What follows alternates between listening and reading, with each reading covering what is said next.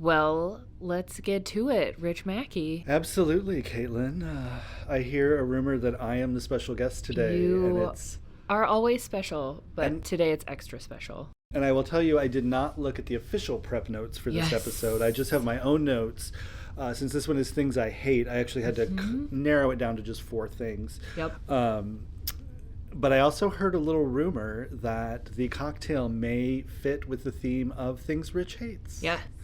And I have no idea what it is, so enlighten us. I would love to. Today we are, I don't know if we're enjoying it, but we've got a safety net on the menu. And it's a beer flip because we are in flip season. Okay. So the recipe is 2 ounces of Amontillado sherry, 3/4 ounce of Cynar, which I hate, 3/4 ounce spiced honey syrup, 1 whole egg, and 4 ounces of IPA. Okay, the honey syrup I'm good with. The rest, just like pitch it out the What window. is Cynar? You hate it. I don't think I've ever had It's that. an Amaro. Oh, okay. I And might be okay with it. It is like, my husband made a Cynar flip a couple weeks ago, like in the weird week between like Christmas and New Year's when you don't know what time it is and what day it is, and you're just eating cookies for breakfast. Yep. So he made it, and it was like eggnog, but with like extra. So it's like the flavor profile. I sat, I think, probably for a half an hour trying to figure out the different notes. Okay, well, we don't have time for that. We don't have time for that. And mostly I was just like, this is stupid. Because I really like the nosing and tasting and like figuring out what stuff is. And I couldn't. All right, so it sounds like definitely one thing in there that I love. The honey and spiced honey is fantastic. We may be kind of neutral on the Amaro Cynar thing. Yep. The rest of it, disgusting. The whole thing together, please don't ever serve me that. So what makes it a flip? The whole egg makes it a flip. Whole egg instead of just like egg whites for a little foam.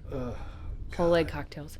I'm going to convert you. Yeah, well, I thought it was weird too, but if you blend it up right, it's just like full-bodied and creamy and thick. Oh, so good. Yeah. I mean, I'll do It's weird. I grew up in the whole raw egg or 2 in your Orange Julius. See, and that's weird to me. I don't know. Oh, it made it so foamy and delicious. Yeah. But then they made it illegal for you to serve the raw egg. So for a while you could bring your own raw egg to the Orange Julius place. So you're just carrying an egg into the mall. Well, Orange Julius's were a destination event when I was a child. That is and very so sweet. you would go there and you would take your eggs with you, and then they made that illegal, so you can even bring your own egg. So then, of course, the recipe hits the internet. Well, I don't think it was like the a internet. cookbook. A cookbook, probably, yes. Or maybe it was in like the back of Reader's Digest or something. Who knows? Red Book magazine. That sounds right. And so we just made them at home. So it was actually a Christmas thing that we would do. We would always make That's Orange sweet. Julius's. We did not do that this year though. But we also were we were all in Omaha, but we were like 3 houses, and so we split up. breakfast wasn't really like together. We got together after that. But anyway, I digress. So hate the drink. That's fantastic. And I understand we're getting into other things that I hate. So Yeah, let's just cut the intro short and do it. I think so. All right. Enjoy your dance break.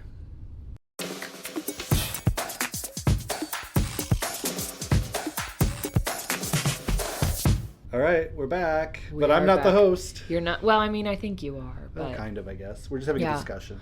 we are. And so you didn't know anything about the cocktail. I don't know anything about what's coming down the pipe of Right. what you hate. Because I could probably take some educated guesses, but I also don't know how bitchy you're gonna be. well, So not too bad. I was told, I ran some things by Zach earlier. He said I can't just say that I hate people because it's not really true. I hate people in aggregate. I like individual people and small groups of people that I know. I also don't know how that relates to marketing. Well, I mean, yeah, it's really kind of an awkward thing. Also, hate olives. And fun fact, all olives in any pretty iteration? much just trash. I could do a green olive sliced feel on about a pizza. tapenade? Oh God! Oh! It's just chopped olives. No, God, no. Shoot, you're gonna be real disappointed about that holiday party menu. Well, I figure I have a little veto power on it, don't I? Or there can be a tapenade alternative, because there are actually multiple people who do not like olives, including producer Zach. Really? Shoot. Riley likes olives, though. Yeah, I was like, what if it's like fair numbers of like... Just have an alternative, like a little hummus or something. Well, there will be also hummus. I mean, if tapenade is part of like a tray or something, I'm fine. If it's like you're serving me chicken and the tapenade is the only seasoning on the chicken, please don't do that. Okay, got it. Okay. Yeah, as long as I can easily avoid it and still have a nice dinner, totally fine. Okay. Yeah, there will be alternative choices. Yeah, so those were vetoed by Zach. He said those were not good, but I still got them into the podcast because I can. But we're not allowed to talk about them at length. So I'm going to start with one of my biggest pet peeves and things that I hate. And in my career, I've been very gracious about this, and I've also been the biggest dick about this that you've ever seen in your life. I can't wait. Lack of planning on your part that creates an emergency on my mine. part. So, and I think it just goes back to lack of planning. And don't get me wrong, I can fly by the seat of my pants with the best of them. I still have a plan in my head. I just haven't shared it with anybody else.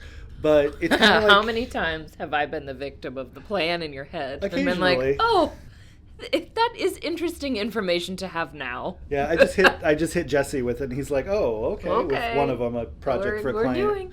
Where I'm like, "I think this is something that Megan can do," and he's like, "Yeah, but okay." And I'm like, "Oh, there's just telling you tomorrow. It's not happening Needs to today. Be done tomorrow. It could happen Monday, Tuesday, whenever." But it seems like something that would be good for her.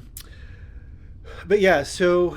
For me, this is really, even with our greatest clients or our best clients or our most favorite clients, we're a little bit more forgiving if it happens irregularly. Yeah.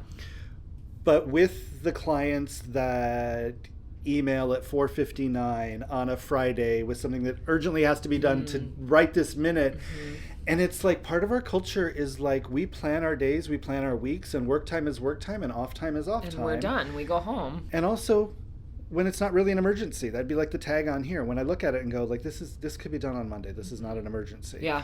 Or my favorite, the email gets forwarded to you that they had 2 weeks ago. Oh, yeah. That was due today, and they forwarded to you 5 minutes before their boss expects it. So I get that it happens, like I said. Right. And occasionally one of those. And honestly, if you own it, I'm good. Yeah. Hey, my boss I'm really sorry. Yeah. This is like I completely dropped the ball on this. I really need your help so I look good, blah, blah, blah. We're all about making people look good, and that plays to our egos. It's fantastic. But the stuff we do generally takes time and thought, and sometimes has to be assigned to somebody else. Like, I don't do everything. Right. Thank God. So, yeah, that's one of mine. So I know you've run into that as well. Yeah, I think what has helped me is knowing who, I mean, because this is the bottom line, right? Like, who pays us for that and who doesn't, too. You know? That there's, like, there are certain people that compensate us for a fire drill. Yep. And so I'm like, I have no problem dropping everything for that half hour, 45 minutes while I help them figure something out because they will pay for every minute of our time. Well, and everywhere else you go, there's a rush charge. Like, I ordered new glasses when mine broke, the ones I'm wearing actually, from Warby Parker, and it was going to be 7 to 10 days, but for $25, they could get them to me in 5. Yep. You know, and that's like, it was like 10% the of convenience the whole charge. order, and I get it. And we've actually, in our new project management system, I think you've seen it, we have a rush charge rate card. And it's a 1 1/4 or 1.5 times open rates. Yeah. Because like you said, like, if I have to ask somebody to do something on a weekend, it do throws something off after the 5, whole, and I got to make it worth their while. Like, so that's my biggest one. And even with us, like, we had talked earlier and had a great epiphany moment. I don't know if we talked about it on the podcast, but when we were talking about, like, when we sat down with Zach after a podcast and said, hey, Zach, like, we need more prep for these. Yeah. Like, we really need a long-term plan for what we're recording. We need a Word document with the cocktail and all this stuff. Yeah. Because we were flying by the seat of our pants. And it was fun. But it also, like, ahead of time felt very stressful. And sometimes we would sit down, and I think in that one, you know, there's other stuff going on. We've got things in our heads. Yeah. And you sat down and were visibly frustrated about, like, I sort of know what I'm talking about. Yeah. I don't really know. And we shared that with Zach, and he's like, oh God, he's Great, like, that's I a great can fix idea. that. He's like, that makes my life easier too. Thank you so much for the Yeah. feedback, which bless you. He's over here nodding and smiling. We're not talking about him behind his back. He's sitting right here. So even for us, like having a plan can be difficult. And it's something we work on. I heard something once about you train people how to treat you. And so, like, if you let people get away with bad behavior but never come back and say, like, that's not going to work for me, then it just proliferates the problem. Yep, absolutely. Yeah. So planning is a good thing. So that's number one. How long is 4. this I have list? 4. I just made 4. And I don't have any, like, Jesse covered, like, Canva, and it's sort of a love-hate thing, like, and he even said there is a place for it. I'm not thrilled with it, but I get it. I'm not a real big fan of Fiverr for a lot of reasons, but I don't have time to get into that. You train people how to treat you. You do. I'll do anything for $25 on the internet. Like, that's a bummer, and you're never going to break out of that. And then you're just going to be, like, bitter and burnt out. Mm-hmm. Absolutely. So, but I didn't include those. So those are tangents. I included just some general stuff. And I don't know if everybody knows, but I spent a lot of time client side, a lot of time agency side. So I've been on both sides of this. So one of them that I hate on both sides is cold calls. Oh, God. No. I mean, just stop already. So one, definitely no one younger than 40. I'm older than that and still don't answers an unknown call on their cell phone. They just don't. And really no Gen Zer is ever going to answer that unknown call. Send me a text. In a lot of instances, like with my nieces and nephews, if I don't text them and say, hey, do you have a minute for a call? Yeah. They're not going to answer my call either. Except for our 7-year-old nephew likes to do like surprise FaceTime. He's got his own like Facebook Messenger lockdown child thing with like the uncles are in it and the grandma and the parents and sister and stuff. And you'll just get like a random video call from him. Which is really cute, but he'll stop doing that when he's a teenager, I'm sure. I guess it probably depends on what like dollar amount you're putting in his birthday card. It might. He does pretty well. But I get at least 3 or 4 a day, sometimes more. I answer some of them. I don't answer a lot of them.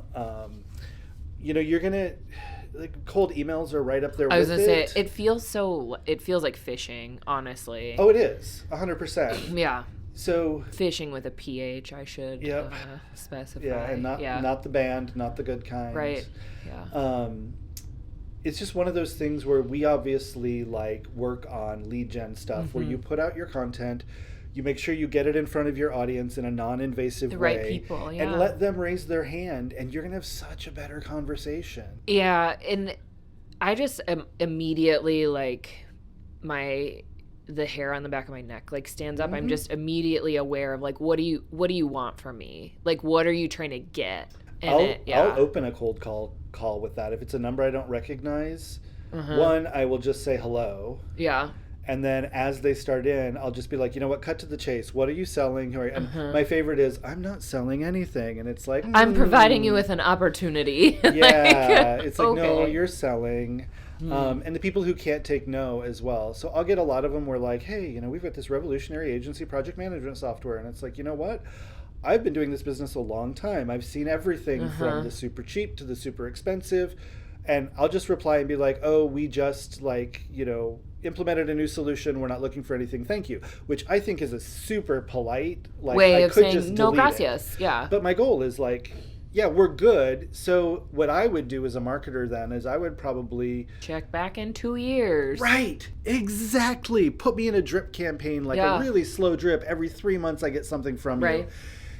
And I'll get him to be like, 37 emails. But, yeah, you've never seen our system. And it's like, and I don't want to see your system. Well, what system did you get? And I'm like, I don't need to tell you that. It doesn't matter. We're not changing. Right.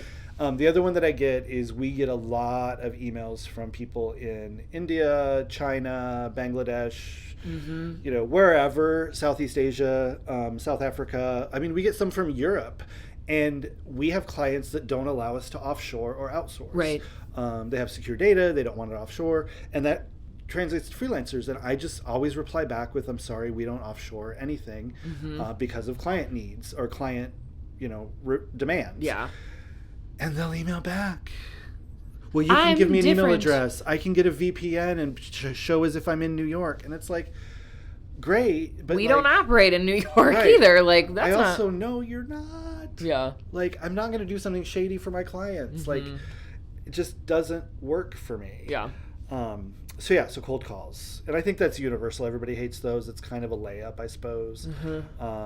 But the other two are a lot more specific to our industry. I can't wait. Hit me with number 3. Okay, so number 3 is when I'm giving you feedback, I use things like, it's just too plain. We're not feeling it. You know, we're just not happy with it. Yeah. You know, this just isn't working. Non-specific feedback. I can't help you. I can't do anything with it. And I hate it. Like, it's great knowing how you feel, but please continue on. Yeah. And let me know, like, oh, our CEO hates the color pink, and you use that here. Well, first of all, that should have been in the brief. Yeah. Second of all, absolutely, we get that. We can change it. We're not going to die on a hill for this thing. Yeah. But when you say, like... Doesn't feel right. Yeah. It's just not... More pop. I want more. It needs more pop. Like, all of those things that people joke about, they really happen in our industry.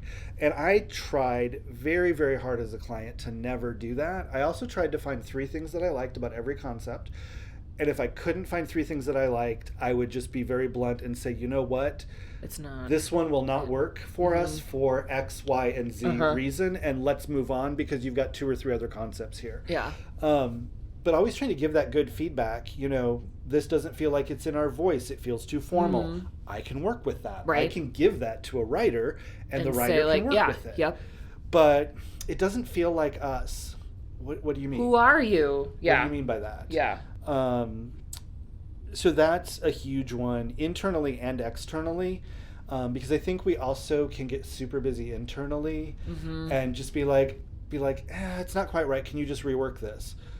Well, sure. Sure, but I'm going to waste a bunch of wheels. time. Yeah. Yeah. What do you want me to rework in it? Versus, hey, have you run a Grammarly check on this? Right. Has this been through proofing? You know, asking specific questions to say, hey, I see some typos in here. Can you get this to proofing? Things like that. Specific feedback is so important. I remember in one of my college classes, I think it was my drawing class with Terry McGaffin. She is just like, I know, right? She's just the most delightful. I would do nearly anything for her, like, calm. And she's just so measured. But I remember when we were going through critique, she would not allow us to say, I like it or I don't like it. Because she's like, that's not specific enough. When you're trying to critique other people's work, it doesn't help them grow and it doesn't help you think critically about the work.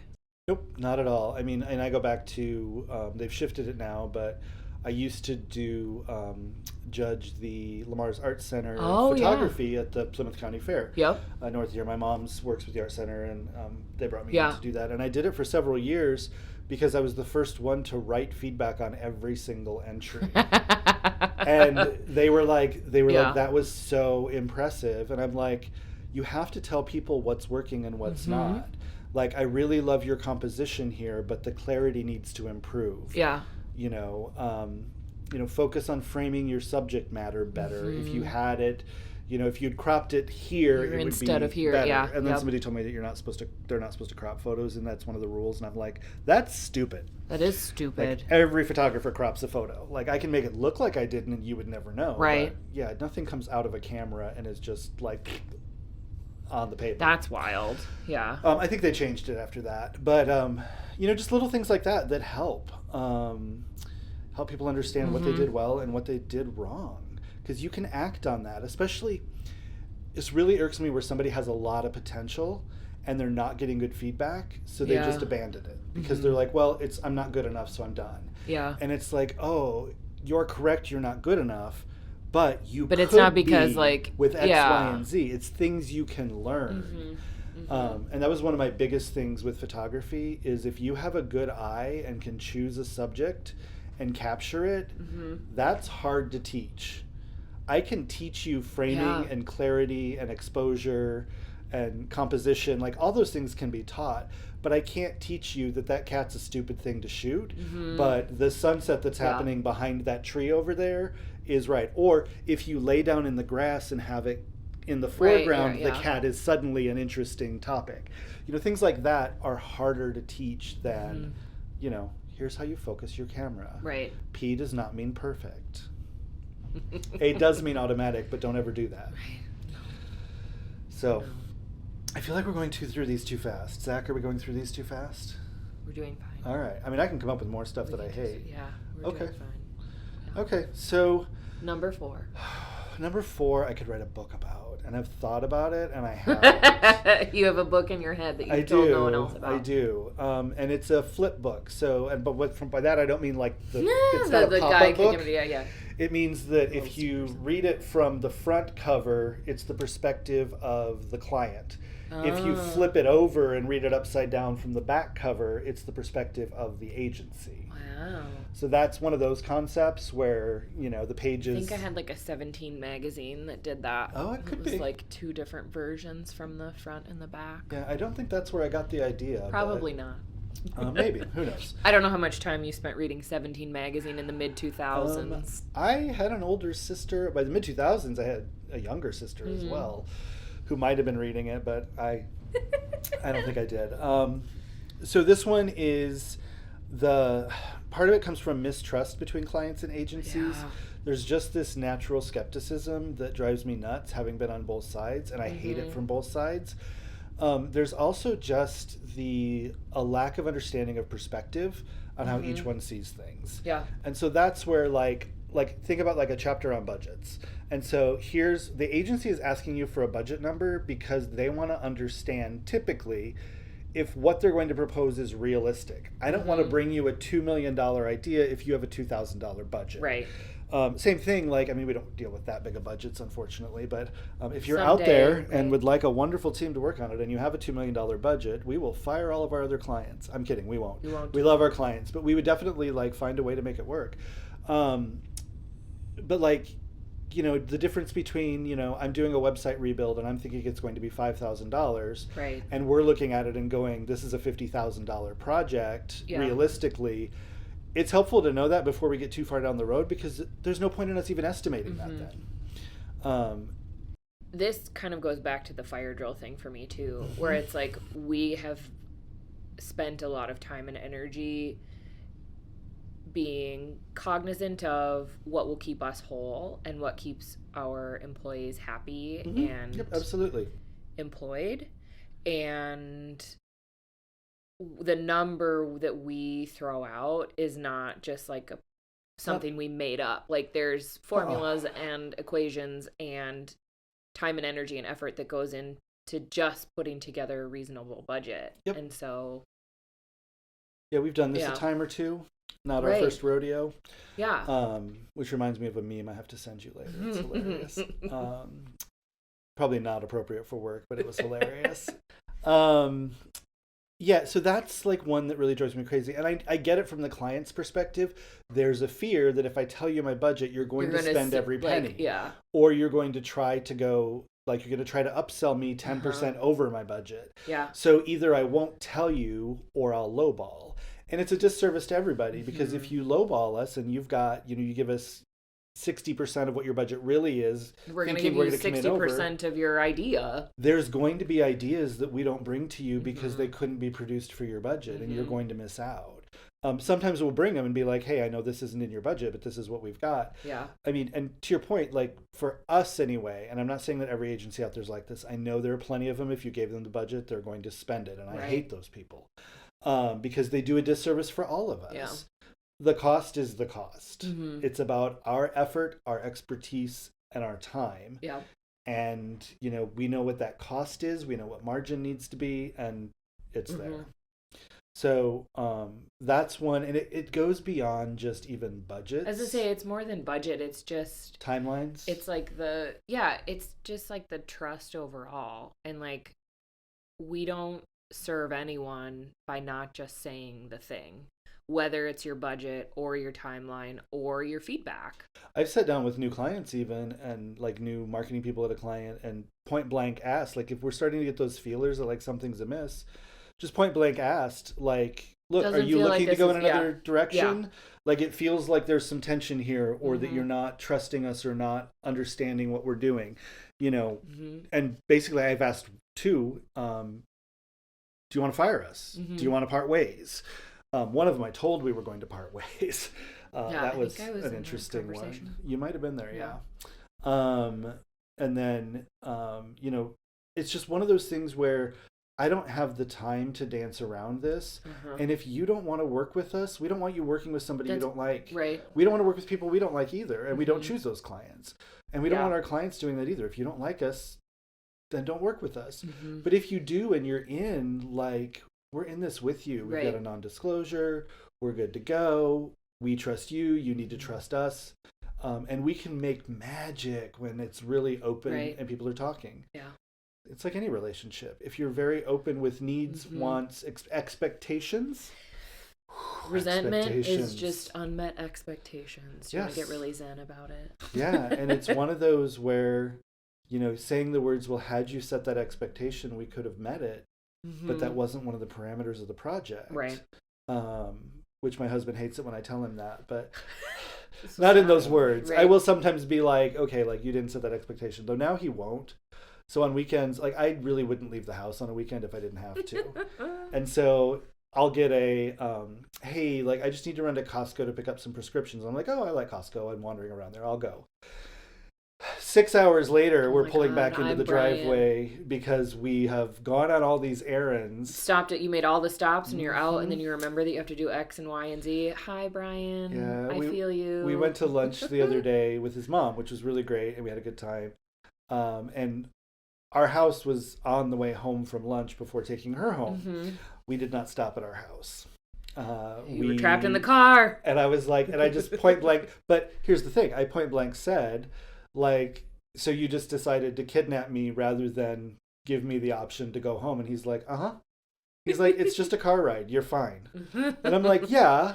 I'm like, I just didn't know. And he's like, if I would have told you, you would have said, no, just drop me at home. And then we would have had to discuss that. And it's like, all right, I'll give it to you. And it wasn't unpleasant. Like, I like his mom. It was just a little drive to Council Bluffs. It's not a big deal. Right. But it was just one of those things where it's like, yeah, you didn't set the expectation on purpose. No, you're mine. Yeah. So, and that was fine. But I do generally, back to planning, like to know where I'm going, what I'm doing, and how long it's going to take. Because if I'm going to be out for 4 hours, I think about that in my head differently than if I'm just making a quick trip for 20 minutes. So those are kind of my biggest hates. I mean, I have so much stuff that I love about the industry and other stuff that I absolutely really hate about the industry. But those were the ones that I chose for this episode. Yeah. I'm excited to talk about what you love. I think we can I am too. So I don't know if that one's, I haven't seen where that's at on the schedule. I'm sure it's coming up. It's coming down the pipe. So looking at Zach, and he's just like, first he's just staring point blank at us. We should put these on video because they're hilarious. Because Zach has no microphone, and so he tries not to talk. But he will make faces at us and hand gestures, usually polite hand gestures. Right. The hand gesture that we're getting now is to wrap it up. Yeah, so it has been like, I think we're done. Thank you for being here, and thank you for sharing. You're welcome. I feel like I'm the Midwest goodbye where it's, well, and you slap the thighs, and then you stand in the front entry, and then you stand and freeze while the car runs, and you say, suppose we should get going 16 times, and then somebody finally shuts the door, and you're like, I guess we should leave. Yeah. All right. Well, that's it for another episode. Thanks for being here. Yeah. Hope you enjoyed it. That's it for another episode of Cocktails, Tangents, and Answers. We hope it was as much fun to listen to as it was to make. You can find me on Twitter or Instagram at Rich Mackey. I try not to make it too difficult. It's just my name. And you can find our agency at Antidote_71. That's ANTIDOTE_71 on Twitter and Instagram as well. And you can find me at home sipping a craft cocktail prepared by my in-home bartender. It's my husband. We'll be back with another episode every other week and a whole new cocktail recipe, plenty more tangents, and of course, answers to those pressing marketing questions. And if you'd like to send us a question, you can go to ctapodcast.live to send us an email. Or you can call our hotline at 402-718-9971 and leave us a voicemail. Your questions might be used for future episodes of the podcast. For now, like and subscribe and tune in next time.